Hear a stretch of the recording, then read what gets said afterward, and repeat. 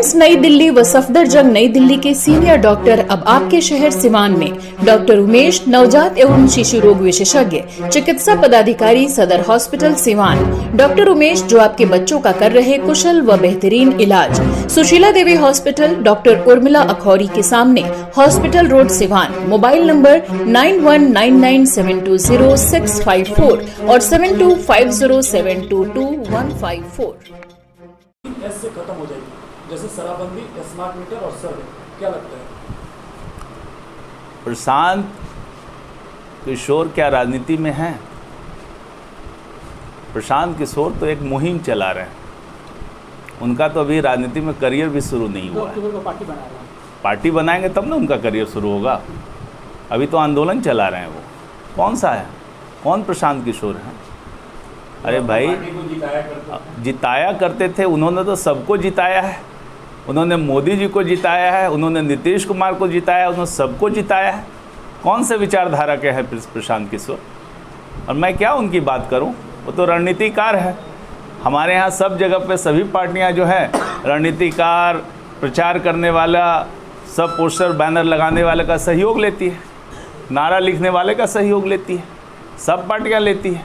हम लोगों ने भी पहले लिया है। तो क्या असर क्या पड़ेगा भाई? वो तो जनता को फैसला लेना है ना। जनता जानती है कि जो जिनका काम, पहले उनका काम क्या था? पहले उनका काम था इस तरह से मोबिलाइज करना, टीवी में ऐड देना, सोशल मीडिया में ऐड देना, सब जगह सोशल मीडिया के माध्यम से प्रचार करना, यही उनका काम हुआ करता था। पार्टी में भी थे। पार्टी में उनको रखा गया था, लेकिन पार्टी में रहे कहाँ? उनको तो जगह जगह जा करके विभिन्न पार्टियों के साथ, जब कोई अपनी आइडियोलॉजी नहीं है तो जिस पार्टी का मिला उसी जगह जुड़ गए, और जहाँ जहाँ पार्टियाँ जीतने वाली थी उनके साथ चिपक गए, और चिपक करके भाई अपना नाम कमा लिया। अब मोदी जी कहेंगे चाय पे चर्चा के कारण मोदी जी की जीत हुई, तो हास्यास्पद बात दी है ना। अरे मोदी जी इतने दिनों से मुख्यमंत्री थे, प्रधानमंत्री के दावेदार हुए, जनता बदलाव चाहती थी, तो उस समय मोदी जी की जीत हुई। लेकिन प्रशांत किशोर कहते हैं कि हमने उनको जिताया है। नीतीश कुमार जी 2 बार से मुख्यमंत्री रहे, 2010 में भारी जीत मिली थी, और उसके बाद वो मुख्यमंत्री थे, इतने पॉपुलर थे कि आज भी हैं मुख्यमंत्री, और तब उन्होंने कहा कि हमने कंधा लगा के जिताया है। क्या बात है इसमें? तो उन पर क्या चर्चा करें भाई? चर्चा के लायक रहेंगे तब तो करेंगे चर्चा। सर, एक बहुत बड़ा सवाल, स्मार्ट मीटर पर आपने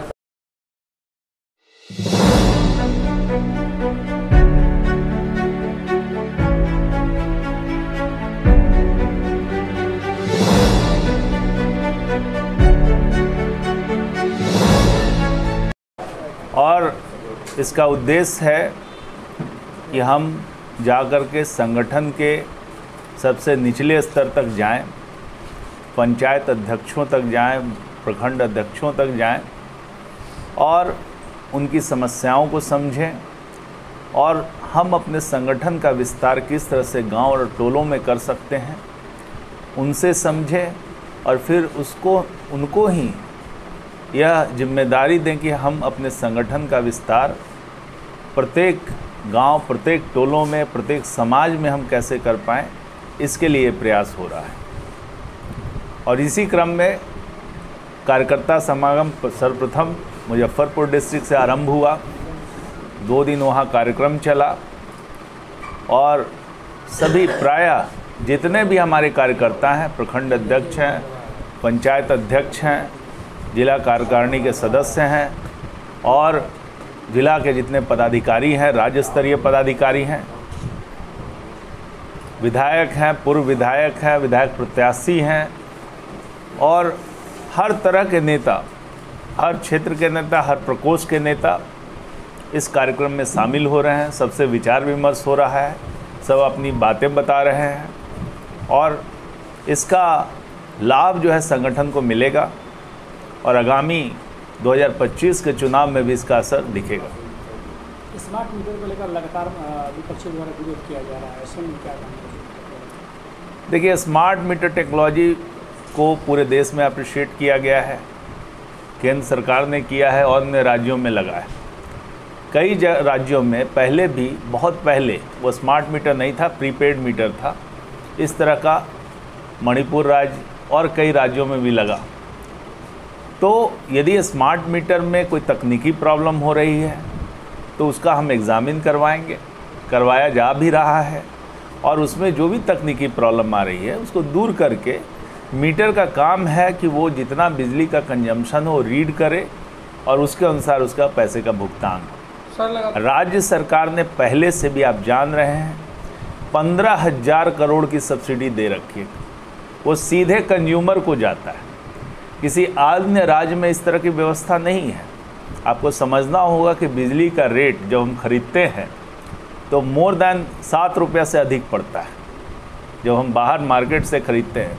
और बिजली एक ऐसी कमोडिटी है इसमें कंपनियां दूसरे उत्पादक कंपनियों से, चाहे एनटीपीसी हो चाहे राज्य की कंपनियां हो, सबसे बिजली खरीदी जाती है और ख़रीद करके उसमें पैसे लगते हैं और उसका फिर वो बेचती है कंज्यूमर को, और कंज्यूमर से जो भुगतान आता है उसी से वो खरीद का पैसे की पेमेंट होती है।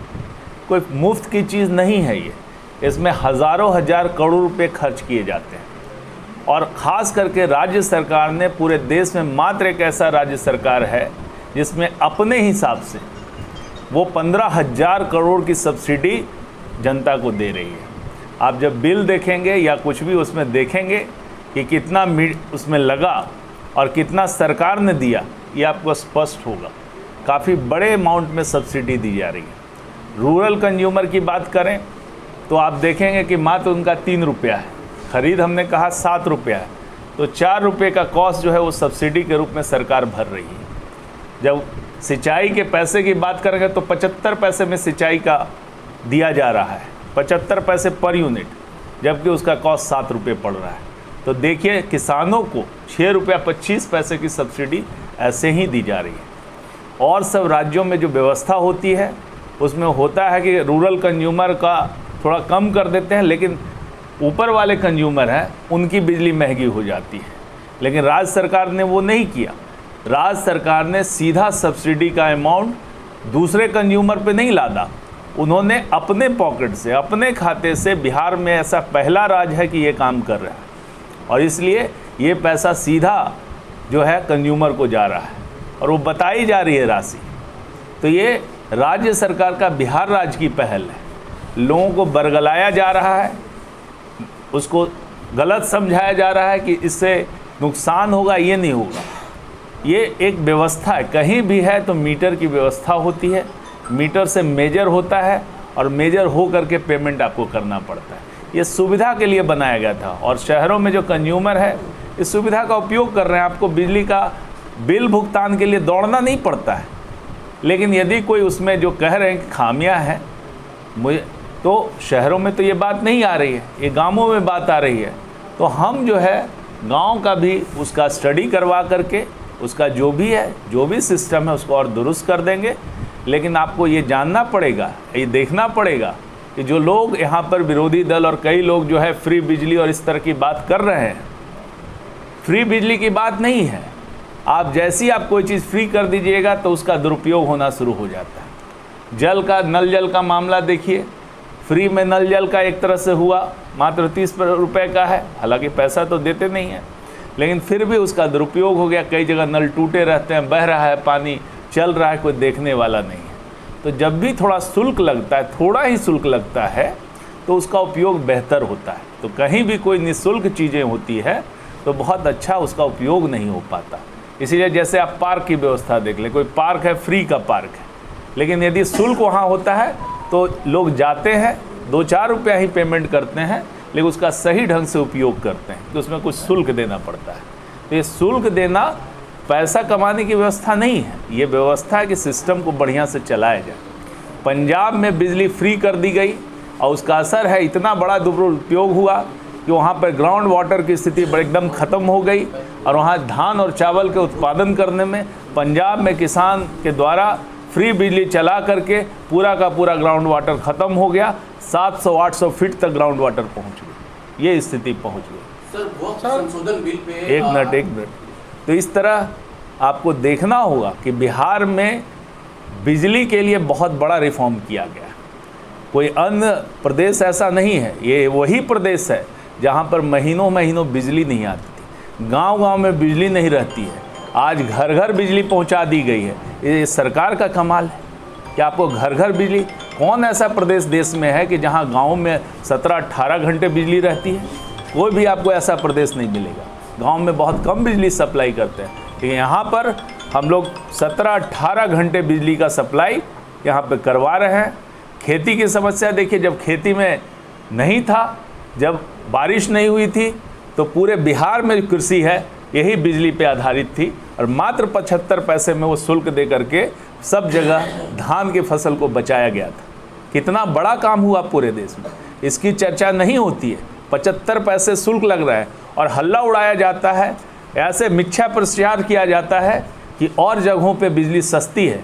अब बंगाल से कंपेयर कर लीजिए, उत्तर प्रदेश से कंपेयर कर लीजिए, आसपास के राज्यों से कंपेयर कर लीजिए, सबसे बिजली सस्ती बिहार में है। सर सवाल ये है, लेकिन पार्टी आज तक धारदार तेज संगठन को लेकर मजबूती नहीं मिल पाता, आखिर वजह क्या है? देखिए, ये कहना बहुत गलत होगा कि पार्टी का संगठन धारदार नहीं। लोकसभा का रिजल्ट अभी देखिए, 20 सालों में कई सरकार का ऐसी हालत होती है, 10 साल में ही ऐसी हालत होती है, एंटी इनकम्बेंसी आ जाता है कि लोग चाहते हैं कि नए लोग आएँ, नया मुख्यमंत्री बने। ये तो हमारे मुख्यमंत्री माननीय नीतीश कुमार जी की बात है, उनके काम की बात है। इतना बढ़िया उन्होंने बिहार में काम, ये काम उन्होंने किया है। जनता के बीच में उनका कितना पॉजिटिव इमेज है।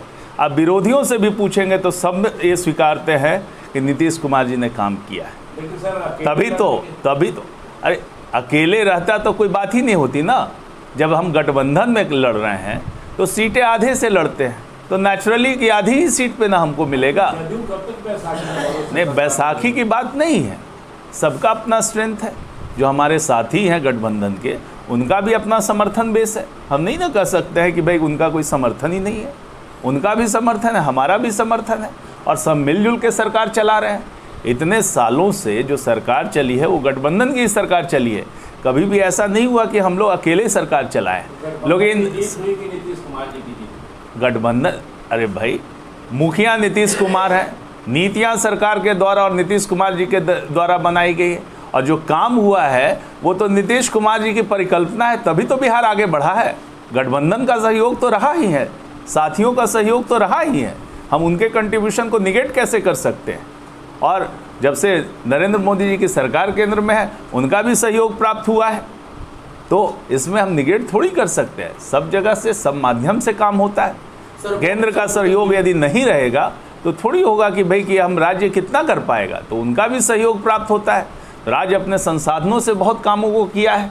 अब नल का जल हुआ, राज्य अपने संसाधन से किया है। वैसे हाईवे का प्रोजेक्ट होता है तो केंद्र सरकार का सहयोग प्राप्त होता है, रेलवे का प्रोजेक्ट होता है तो केंद्र सरकार का सहयोग प्राप्त होता है। लेकिन राज्य सरकार के द्वारा अपना अनुरक्षण नीति लागू किया गया है। आज आप देखिएगा कि यहाँ भी कोई भी सड़क है, चाहे आप वहाँ पर अनुरक्षण नीति है, तो आपको छोटी छोटी सड़कें भी मेंटेन होकर के मिलती है। जब हम मुजफ्फरपुर से यहाँ पे आए, लोगों ने कहा, गूगल ने दिखाया 3 घंटे 15 मिनट में पहुँचेंगे, और 2 घंटे में हम यहाँ के सिवान के आसपास पहुँच गए थे। तो ये स्थिति है। सड़कों की स्थिति बेहतर ना होती तो इतनी जल्दी थोड़ी पहुँचते। शहर में अभी भी वैसे गड्ढे क्लियर नहीं हो पाया सर, उसके बारे में सर बताया। सर शहर में अभी भी वैसे गड्ढे हैं जहां टोटो पलट जाता है, लोगों को चोट भी लगती है। आप बवरिया मोड़ से आइएगा तो आपको वहां मिल जाएगा, आयुर्वेदिक कॉलेज के पास तो वहां भी मिल जाएगा बड़े बड़े गड्ढे। देखिए, ये म्यूनसिपल एडमिनिस्ट्रेशन का, शहर की सड़कें जो होती है उसका मेंटेनेंस म्यूनसिपल एडमिनिस्ट्रेशन के तहत होता है, और म्यूनसिपल एडमिनिस्ट्रेशन में थोड़ा फंड की कमी थी और उसको अभी दूर किया जा रहा है। हमको लगता है कि और यदि फंड की उपलब्धता उसको प्राप्त होगी तो नेचुरल है कि ये सब गड्ढे वड्ढे और जो है और बेहतर काम शहरों में हो पाएगा। हमने गाँव में सड़कों का निर्माण किया है। 1,25,000 किलोमीटर पूरे राज्य में सड़कें का निर्माण किया गया है।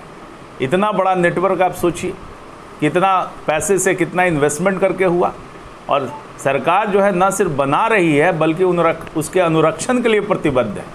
सड़कें होती है 5 साल के लिए, 10 साल के लिए बनती है, फिर ख़राब हो जाती है, फिर उसको बनाना पड़ता है, तो लगातार इसमें पैसा इन्वेस्ट करना पड़ता है, और 10,000 करोड़ से ऊपर हर साल इसमें जो है अनुरक्षण में जाना पड़ता है। तो ये काम कर रही है। 1,25,000 किलोमीटर की सड़क है तो उसको मेंटेनेंस में कितना खर्च लगता है आप समझ सकते हैं।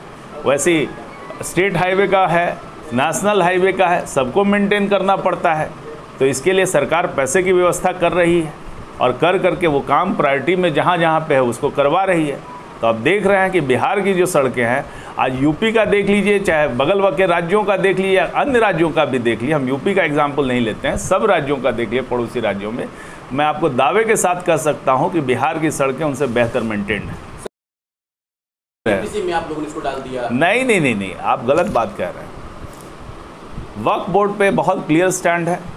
वक्फ बोर्ड में जेडीयू का स्टैंड एकदम क्लियर है। वक्फ बोर्ड में कहा गया कि भाई जो प्रस्ताव लाए गए हैं वो सबसे जो भी अफेक्टेड कम्युनिटी है उसके साथ विमर्श करके, विचार करके, सबके विचार से और सबकी सहमति से आनी चाहिए थी। तो इसीलिए तो जब बिल आया तो जदयू ने इसका किया समर्थन कि भाई इसको जेपीसी को रेफ़र कर दिया जाए और जितने भी इसमें स्टेक होल्डर हैं सबसे मंतव्य लिया जाए कि क्या आपकी राय है, और सब मंतव्यों पर विचार करके एक सर्वसम्मति से उसके बाद बिल पारित होगा। इसमें कहाँ कोई गलत स्टैंड है? मन में जो डर है कि मस्जिद ले लिया जाएगा, ईदगाह ले लिया ये इसमें क्यों, कैसे ले लिया जाएगा भी?